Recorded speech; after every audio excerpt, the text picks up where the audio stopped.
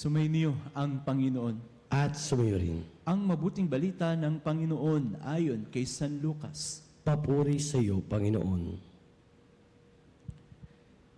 Nang dumating si Jesus sa Nazaret, sinabi niya sa mga nasa sinagoga, "Tandaan ninyo, walang propetang kinikilala sa kanyang sariling bayan.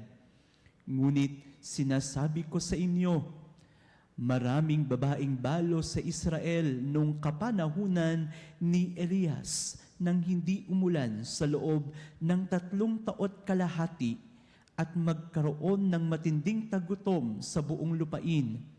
Subalit, hindi sa kanino man sa kanila pinapunta si Elias, kundi si isang babaeng balo sa Sarepta sa lupain ng Sidon. Sa dinami-dami ng mga ketongin sa Israel, nung kapanahunan ni Eliseo, walang pinagaling isa man sa kanila. Si Naaman, pang taga-Syria, ang pinagaling. Galit na galit ang lahat ng nasa sinagoga nang marinig ito. Nagtindigan sila at ipinagtabuyan siyang palabas sa taluktok ng burol na kinatatayuan ng bayan, upang ibulid sa bangin. Ngunit dumaan siya sa kalagitnaan nila at umalis. Ang mabuting balita ng Panginoon. Pinupuri ka namin, Panginoong Kristo. Mga kapanalig, napakaganda ng paalala ng ating mga pagbasa ngayong Lunes sa 3 linggo ng 40 araw ng paghahanda. Papaalala sa bawat isa na ang Diyos ay kumikilos sa isang ordinaryong paraan.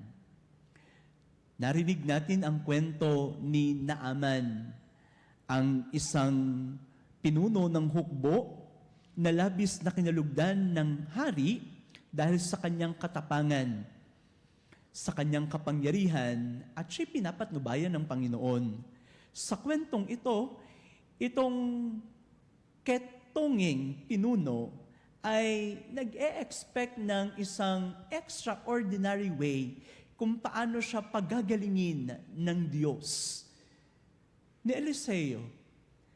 Ngunit sa kanyang pagpunta at paglapit sa propetang ito, nandoon na lang yung tinatawag na disappointment. Hindi siya nilabas at sinabihan lamang na ikay pumunta sa ilog at doon ay 7 beses na lumublob doon. Napaka-ordinaryo. Pero parang wala namang mangyayaring big na miracle, malaking milagro, dahil parang ordinaryo lamang ang ipinagagawa ng propetang ito. But kung ating titingnan sa ating pang-araw-araw na buhay, ang Diyos ay naroroon sa ordinaryong karanasan na meron sa atin. And this is a good reminder for each and every one of us na tingnan ang presensya at biyaya ng Diyos sa ating pang-araw-araw at ordinaryong pamumuhay. Kung paanong ang Diyos ay nagbibigay ng palatandaan, kung paanong ang Diyos ay nagbibigay ng pagkakataon upang tayo'y magbago sa pang-araw-araw nating at ordinaryong pamumuhay. Ang milagro ng pagbabago ay naroon sa ating ordinaryong pamumuhay. At ito yung gustong ipaalala ng ating Panginoon sa kwento ni Naaman. Hindi na natin dapat hangarin yung tinatawag na extraordinary or big events in our life in order for us to see and to experience God's miracles. Sa ating paggising pa lang sa umaga, normal na pakikihalubilo sa ating pamilya, sa ating pakikipag-usap sa mga taong ating nakakasalamuha sa ating pang-araw-araw na pamumuhay, sa ating pakikinig sa kwento at kung paanong gumalaw ang Diyos sa ibang tao, ito'y mga ordinaryong paraan at karanasan nating mga tao upang makita kung paano gumalaw ang Diyos sa ating buhay. Pangalawa, ang paalala ng ating Panginoon, sometimes our pride blocks the blessings of God. Kung paano ang tingin natin sa ating sarili napakataas, minsan ito yung nagdadala sa atin upang hindi makita ang biyaya ng Diyos. Minsan, ang ating pagiging mataas ang humahadlang upang ating maranasan ang Diyos sa ating buhay. And this is the story ng mga tao nung panahon ni Jesus doon sa kanyang lugar. Kaya hindi nila nakilala si Jesus bilang isang Mesiyas dahil yung tingin nila kay Jesus ay simpleng anak ni Maria, simpleng anak ni San Jose. Parang like Naaman, itong si Eliseo, ang tingin lamang niya kay Eliseo ay simpleng tao. Kaya nga, una niyang pinuntahan ay ang hari, dahil ang akala niya ay ang hari ang makapagbibigay sa kanya ng kagalingan.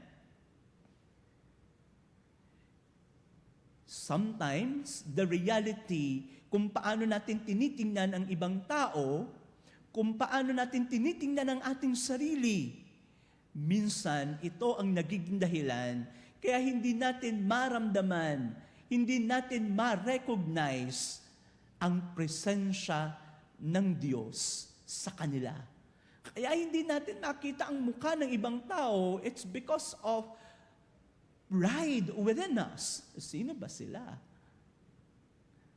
Sa taas ng tingin natin sa ating sarili, sometimes ibinababa natin ang ibang tao. At sa ganoong pagkakataon, doon natin nakakalimutan, doon natin nababaliwala ang Diyos na nasa sa kanila, ang presensya ng Diyos na sumas sa kanila. And this is the invitation of our Lord Jesus. Being humble makes us and can lead us to feel and see the presence of God. At ang biyaya ng Panginoon ay hindi lamang sa certain group, hindi lamang sa iisang tao, kundi ang biyaya ng Panginoon ay para sa lahat. Alam naman natin na si Eliseo, si Naaman, na nabanggit sa ating unang pagbasa, ay hindi parte sa bayang pinili ng Diyos. Ngunit ipinapakita dito sa kwento ni Naaman na walang pinipili ang ating Panginoon sa pagbibigay niya ng biyaya, sa pagbibigay niya ng pagkakataon na lahat ay makabilang sa kanyang pamilya, mapabilang sa kanyang kaharian. Ang kanyang pagpapala ay para sa lahat.